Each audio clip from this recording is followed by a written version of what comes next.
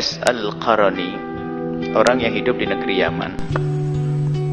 Uwais Al-Qarani itu adalah tidak pernah bertemu dengan Rasulullah, tapi justru disebut oleh Rasulullah.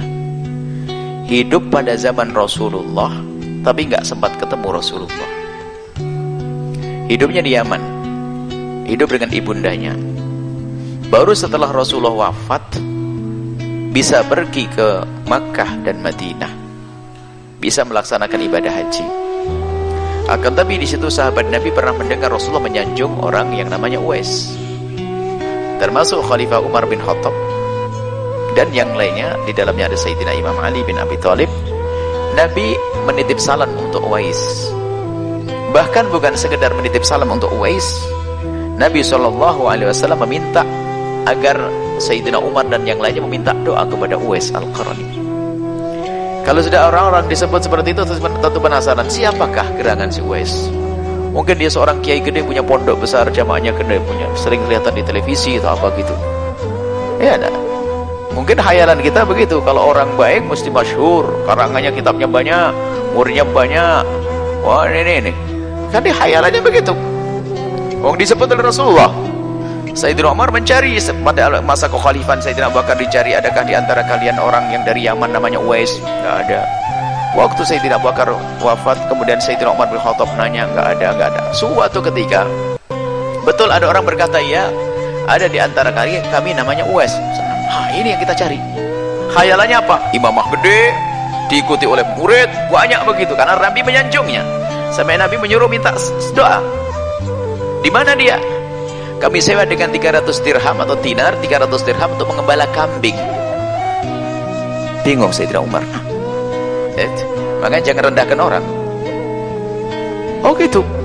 Di mana dia? Di sana mengembala kambing. Di Padang. Jadi dia itu diajak haji karena Uwais gak punya duit. Maka kamu boleh ikut haji bersama rombongan kami ya Uwais. Cuman kerjamu apa? Miara kambing. Orang dulu tuh gak ada duit, nggak ada catering di Mekah tuh nggak ada. Jadi bawa kambing sendiri, celbeleh itu. Jadi bawa unta, bawa kambing di perjalanan itu sambil makan nanti, sambil dikasih cari makan, kambingnya dimakan. Dan setelah itu dicari oleh Sayyidina Umar bin Khattab sama Sayyidina Ali, dicari, ketemu orang jomblang cambing, bukan ulama, bukan ini, penggembala kambing. Akhirnya dekati, apakah benar kau yang namanya Uwais? Ya, aku namanya Uwais. Lalu Uwais bertanya, siapa kau? Aku adalah Umar bin Khattab, khalifah. Sama-sama kaget. Ini khalifah, bang datangi dia. Ada apa? Nabi titip salam untukmu. Nabi titip salam. Waalaikumsalam. Apakah benar Nabi titip salam untukku? Iya. Bahkan bukan sekedar menitipkan salam, tapi aku harus minta doa kepadamu. Uwais bukan orang sombong, ya tak doain tar dulu. Uwais mengatakan, kayak orang biasa, orang awam. Akhirnya Sayyidina Umar sama Sayyidina Ali penasaran, kamu itu siapa sih sebenarnya? Kok sampai Nabi titip salam dan aku harus minta doa kepadamu? Ini penasaran. Jangan-jangan kamu itu kiai nyamar, ulama nyamar atau bagaimana? Nah, baik, akhirnya ditanya-tanya, saya tidak punya amalan apa-apa. Lalu kamu siapa? Kamu pernah ketemu Nabi Muhammad? Tidak pernah. Loh, kenapa kamu tidak ketemu Nabi? Baru dia menitikkan air mata. Aku sangat rindu dengan Rasulullah. Dan aku mendengar Nabi Muhammad ada di Madinah dan aku di Yaman. Bahkan setiap tahun aku melihat kafilah rombongan orang mau naik haji, saya melihat mereka pergi. Dan aku yakin mereka yang naik haji pasti ketemu Rasulullah. Tapi aku tidak bisa ikut. Sayyidina Umar bertanya, kenapa kamu tidak ikut? Biar ketemu Rasulullah. Tambah nangis Uwais, ngucur air mata.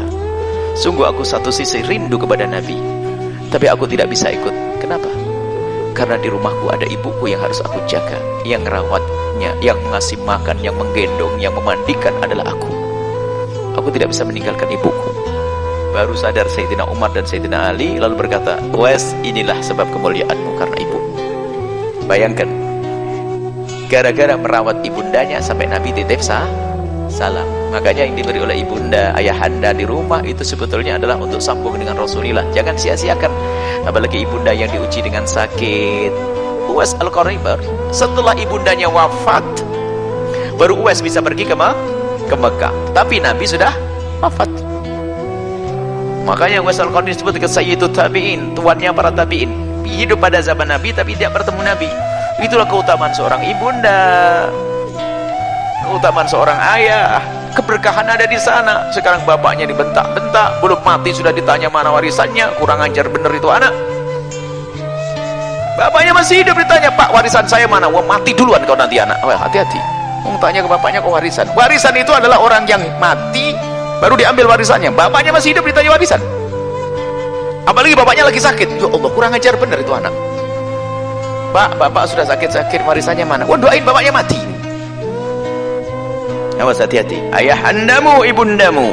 Kalau pengen bahagia, kuncinya ada di sana. Kalau ada 5 bersaudara, siapa yang paling berbakti kepada bapak ibunya paling baik, dia yang paling sukses di dunia dan di akhirat. Nggak bisa dibantah, ini rumus. Urusannya hati.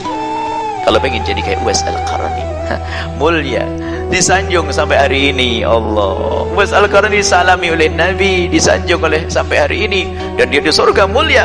Padahal dia tidak ketemu Nabi, tapi disalami Nabi karena ibundanya. Allah a'lam bishawab.